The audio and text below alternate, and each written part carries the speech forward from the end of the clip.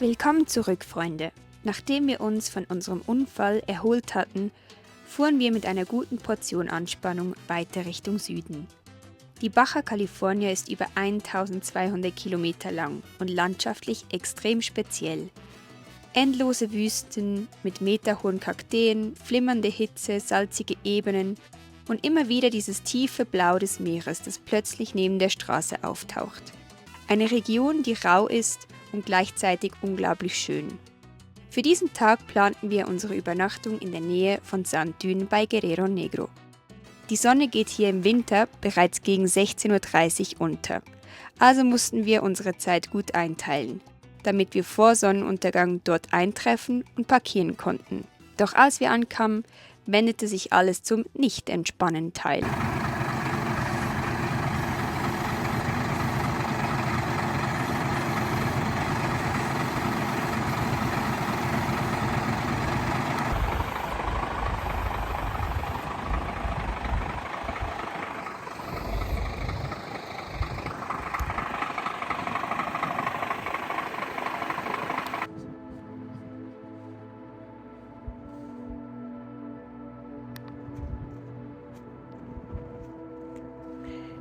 Wir sind also, wie es sich für richtig gute Overlander gehört, eingesoffen. Die rechte Seite steckt komplett im Schlamm. Die vordere Achse liegt auf, kein Vor- und kein Zurück.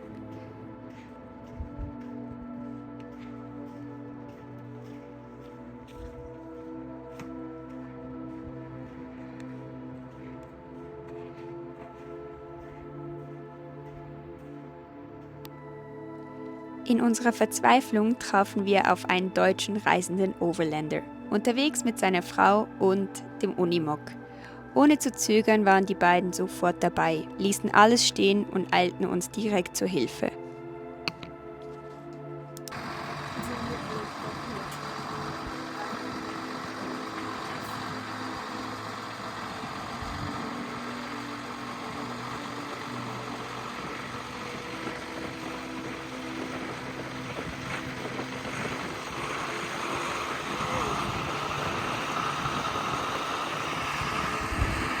Ja!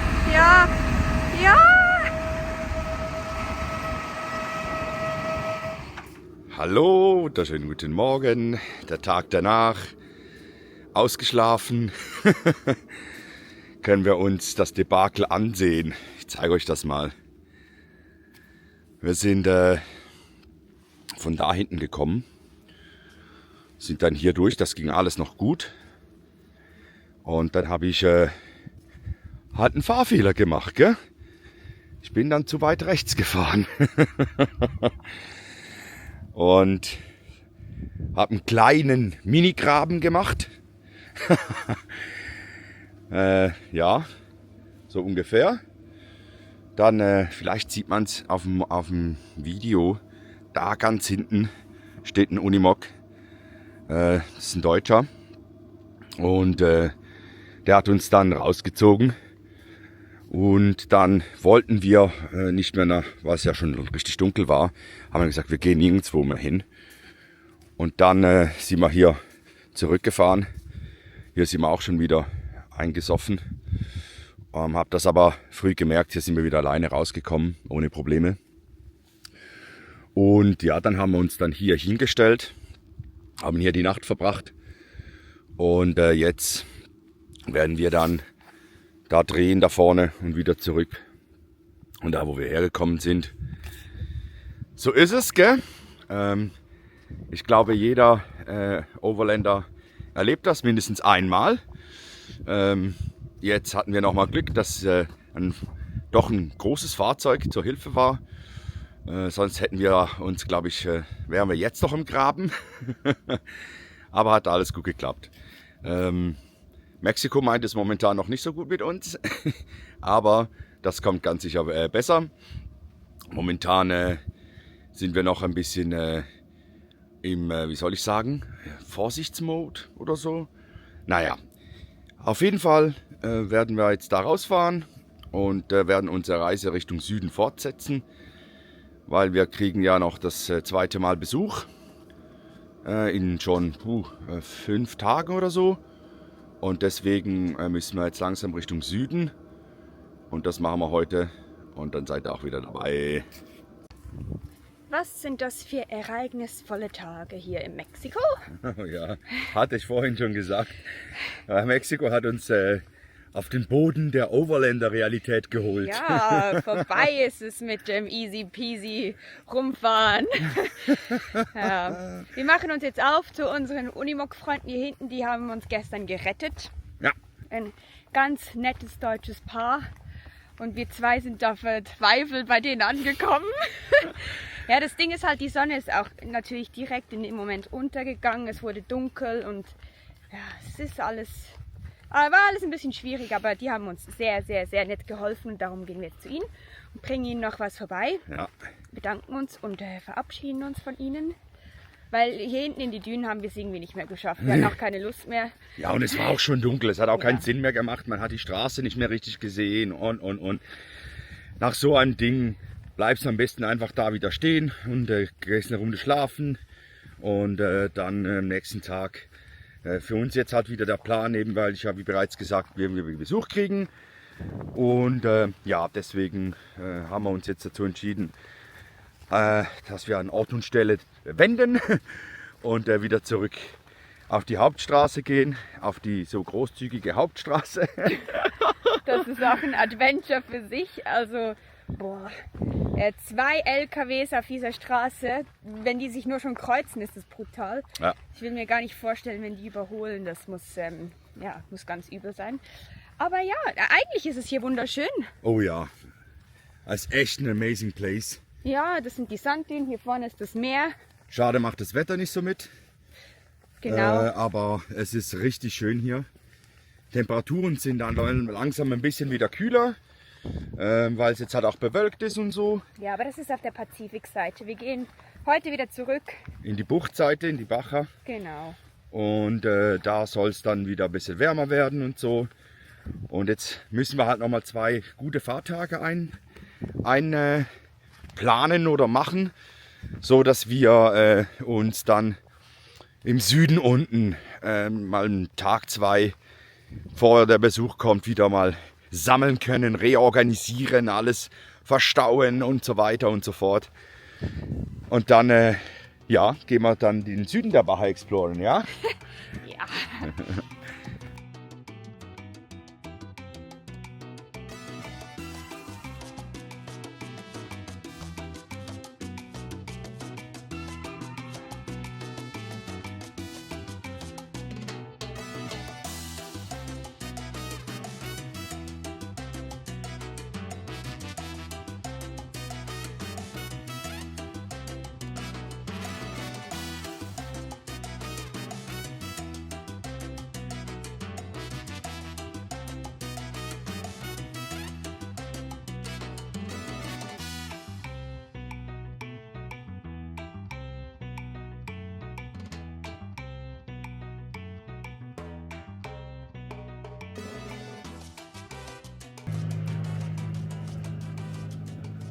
Jetzt gibt es ein bisschen Arbeit, denn die Strippen, die haben wir gestern nicht mehr versorgt, weil das ist so mühsam.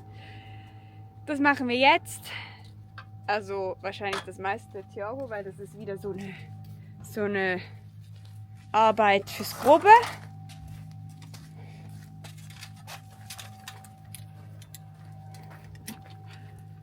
Die Sandbleche müssen weg und wir haben die Strippen in den Ersatzrädern drin quasi so eingerollt.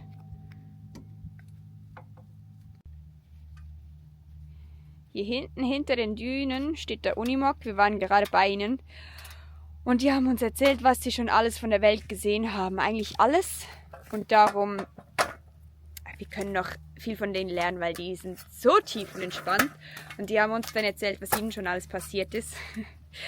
Und darum, das hat eigentlich ganz gut getan, weil denen sind auch schon einige schlimme Sachen passiert, wo dann halt die Nerven getestet werden. Jetzt stehen wir hier mitten auf einer Straße, hier vorne ist ein Flugfeld und die Strippen machen wir jetzt mal so sicher, wir bringen die jetzt nicht rein. Wir müssen die auf unserem nächsten Stellplatz, müssen wir die dann sicher verstauen. Oh.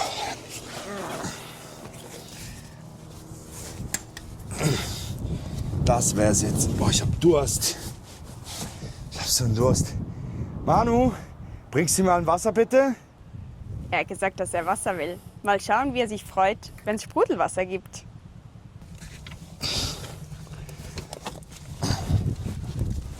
So. Schau mal, dein Wasser. Oh, ja. Ich habe total schmutzige Hände. Wow. Hey Leute. Hört ihr das? Und jetzt machen wir Sprudelwasser draus, weil ich liebe Sprudelwasser. Boah. Es ist einfach genial. Wir sind ja irgendwo im Nirgendwo und haben immer unser Sprudelwasser dabei. Das ist einfach wirklich cool. Wir nutzen die Bottle Plus schon einige Wochen. Für die das Video noch nicht gesehen haben mit der Erklärung und der Einleitung, verlinken wir euch irgendwo hier oben. Auch unten in der Videobeschreibung. Ist echt toll. Ja, ich weiß, sie kosten ein paar Euro, aber man kann damit überall, wo man ist, Sprudelwasser machen und man ist sehr nachhaltig unterwegs, weil man braucht keine Plastikflaschen mehr. Also echt cool. Die Bottle Plus gibt es in verschiedenen Farben. Im Set enthalten sind die Bottle Plus, ein CO2-Zylinder und die Auffüllstation. Mit dem Code BIGSHREK bekommt ihr 30 € Rabatt. Den Link findet ihr in der Videobeschreibung. Dort ist auch das Video verlinkt, in dem wir genau erklären, wie die Flasche funktioniert. Während Thiago arbeitet, genieße ich mein Sprudelwasser. Für mehr Sprudel in eurem Leben, checkt die Bottle Plus aus.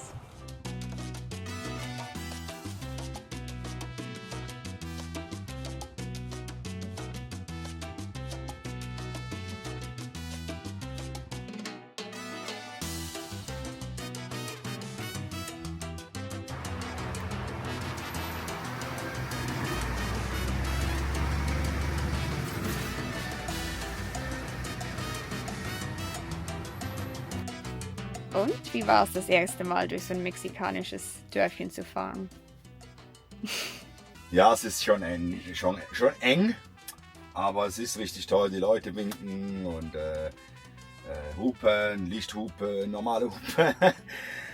Ja, es ist ein bisschen eng halt, aber es geht wirklich gut. Ja, bis jetzt. Ist auch nicht viel Verkehr hin in diesem San Ignacio, so wie wir jetzt sind.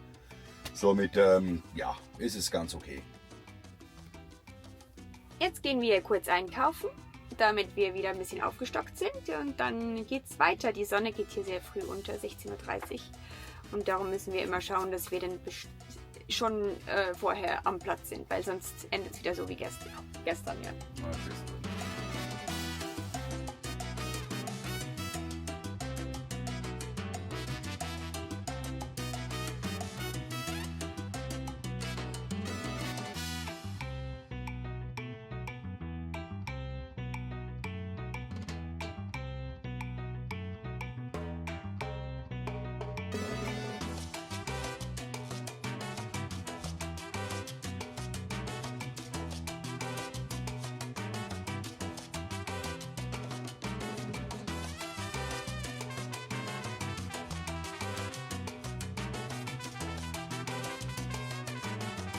Ciao, ciao! Adios! Ja, das Krasse ist schon, wir dachten, Kanada und USA wäre schon das höchste der Gefühle gewesen mit den Menschen, aber hier ist es nochmals extremer, weil die sind halt alle neugierig und jeder winkt uns und jeder will was wissen. Jetzt dachte ich, irgendwas ist komisch, aber... ich glaube, ich habe meine... Ach so, ich weiß warum, ja. Entschuldigung, war kurz abgelenkt. Auf jeden Fall ist es ganz anders hier als die letzten 7 Monate. Das Leben findet wirklich draußen statt, man sieht Menschen. Und schaut euch mal dieses süße Örtchen an.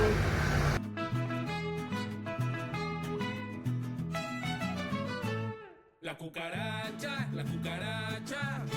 ya no puede caminar, porque no tiene, porque le falta marihuana que fumar. La cucaracha, ya no puede caminar, porque no tiene, porque le falta marihuana que fumar. pinta, le dijo una colorada. Vámonos para la finca a pasar la temporada. Una cucaracha pinta, le dijo una colorada. Vámonos para la finca a pasar la temporada. La cucaracha ya no puede caminar porque no tiene, porque le falta marihuana que fumar. ¡Échale,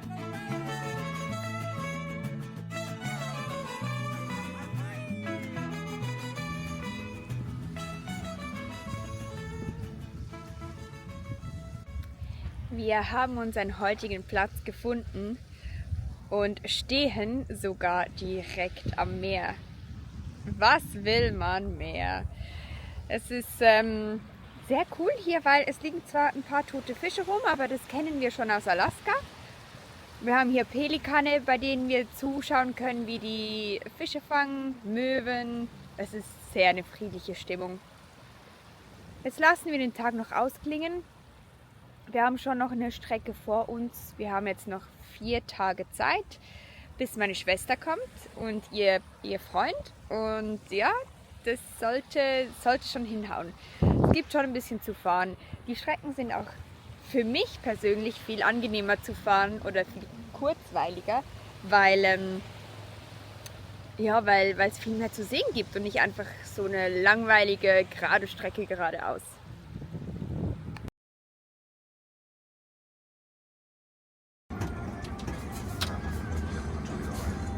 Da wäre es super gegangen.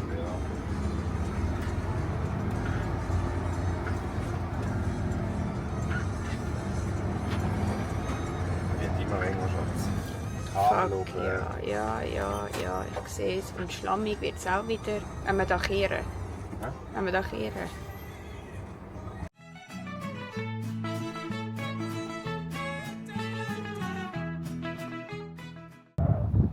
Endlich haben wir es an den Strand geschafft und was für ein Strand.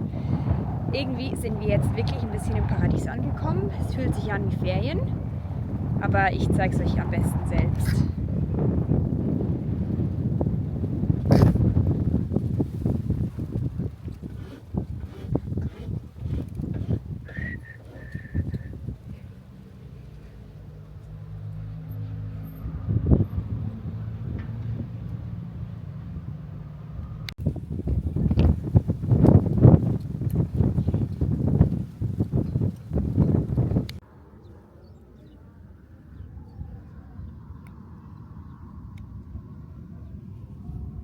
Denkst du, wir sind in Mexiko angekommen?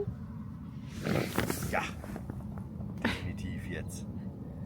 An diesem Plätzchen hier ist es so, wie ich es mir vorgestellt habe in der Baja California. Ja. Nicht auf der ganzen Reise, gell? Nein, natürlich nicht. Das ist ja sehr divers, unsere Reise. Aber das ist schon ein Teil von unserer Reise, der gefällt mir.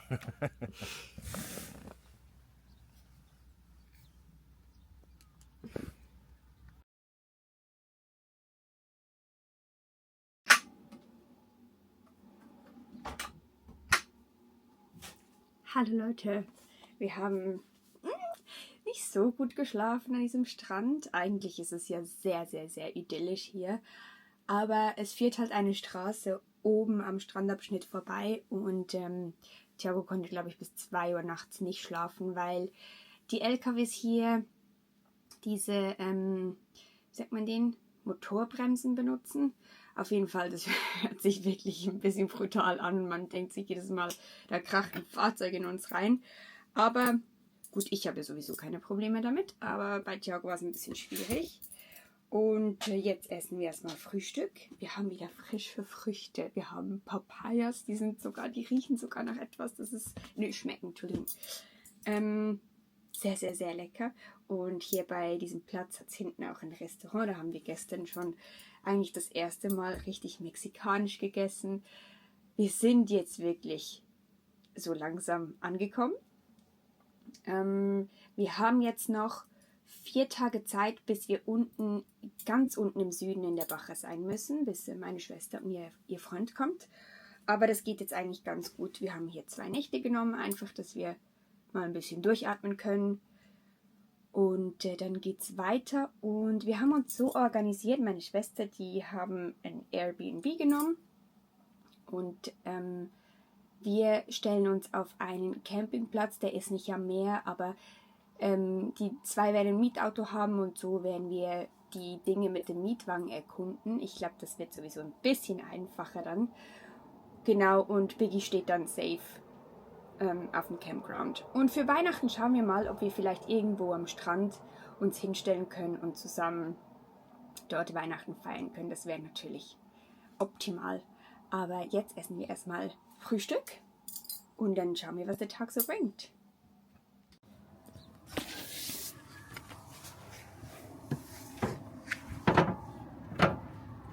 Morning, Thiago. Hallo, wunderschönen guten Morgen. Du hast nicht so gut geschlafen, gell?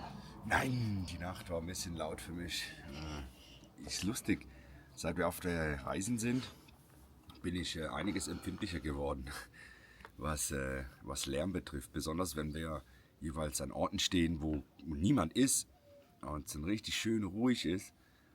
Das waren wir jetzt die letzten Tage auch und jetzt haben wir die Straße hier. Komm, ich zeige euch die mal. So sieht die aus. Die geht von, also eigentlich ist übrigens die Hauptstraße. Ich glaube Mexico Highway 1 oder sowas. Und der geht von da so einmal um diese Bucht herum und hier drin stehen wir. Und ja, deswegen habe ich nicht so gut geschlafen, aber hey, spielt ja auch keine Rolle. Das gibt es manchmal. Und heute haben wir sowieso Entspannungstag. Somit kann ich mich ein wenig ausruhen. Ja. Gestern, als es dunkel war, haben wir noch irgendwas atmen gehört im Wasser, weil das Wasser hier so ruhig ist. Es hat keine Wellen, nichts. Und irgendwas haben wir atmen gehört. Wir dachten zuerst, es sind Wale, aber wir haben uns danach, glaube ich, für den Delfine entschieden, gell? Ja, ich habe da was Kleines hier da so in der Bucht gesehen, aber es war halt doch schwierig, weil zurzeit kein Mond ist und deswegen ja, sieht man es natürlich nicht so gut. Aber da hat das geatmet, somit freuen wir uns schon auf den Süden.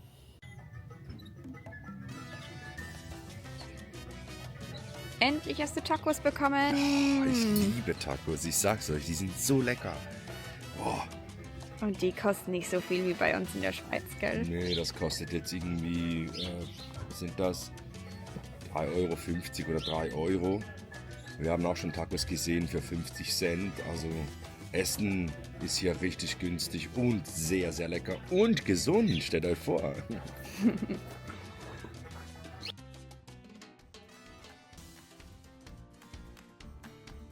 Danke, dass ihr uns heute bei dieser Schlammschlacht begleitet habt. Wir können euch versprechen, die Bacha hat noch ganz anderes Wunderschönes zu bieten. Vergesst nicht, ein Abo dazulassen, einen Like und einen Kommentar, wenn es euch gefallen hat. Bis nächste Woche, Freunde!